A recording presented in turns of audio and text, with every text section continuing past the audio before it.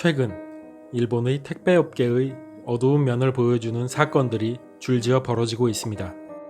일본 미에현의 택배 영업소에서 한 남성이 침입해 전기톱을 휘두르며 택배원에게 소포를 내놓으라고 협박한 사건이 벌어졌습니다.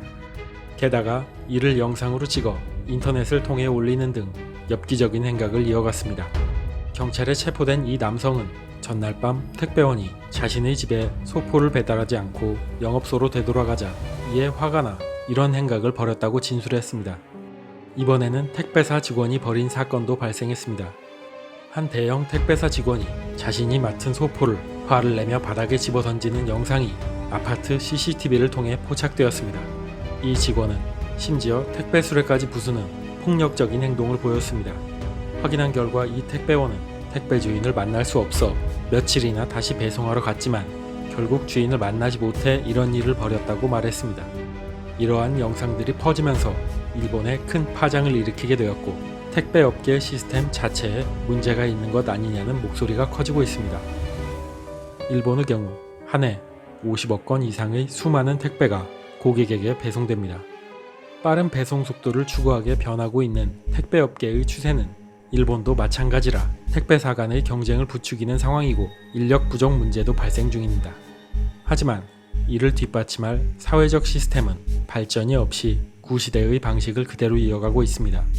일본의 택배 배달의 경우 배송이 완료되었을 때 택배 주인의 서명과 도장이 필요하며 도장을 찍어주지 않으면 택배는 다시 반송되고 다음날 다시 재배달을 해야 하는 구조입니다.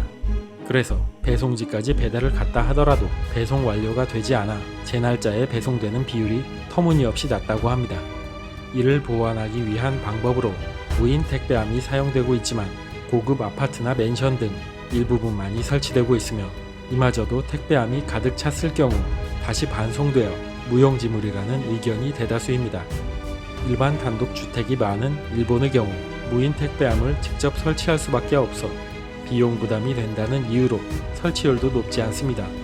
이런 문제들로 인해 택배가 분실되는 경우도 빈번하게 발생하고 있으며 소포를 늦게 받더라도 아예 택배 수정일을 지정하여 받을 수 있는 느린 택배 시스템까지 생기고 있습니다.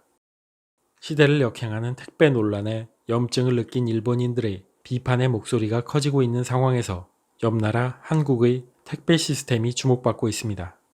일본 네티즌 사이에서는 한국은 집에 사람이 없으면 문 앞에 두고 가는 것이 일상화되어 있다. 아파트나 공동주택은 비밀번호까지 알려준다. 택배가 며칠씩 쌓여 있어도 아무도 가져가거나 건드리지 않는다. 한국이 이렇게 안전한 나라인 줄 몰랐다. 한국은 택배가 하루도 되지 않아 배달되는 것을 보고 깜짝 놀랐다. 등등의 한국의 택배 문화에 감탄하는 모습을 보였습니다.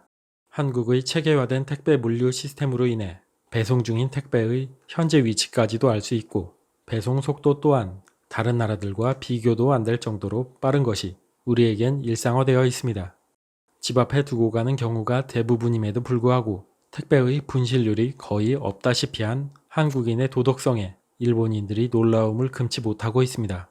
그들은 알지 못하지만 이것은 차별화된 국민성으로부터 비롯된 결과입니다. 일본인들은 법을 어긴다는 비난을 창피하게 여기기 때문에 중법 정신은 높지만 법으로 정해져 있는 것이 아니라면 지키지 않아도 된다는 의식이 밑바탕에 깔려있기 때문에 이런 차이가 벌어진다는 것을 알지 못합니다.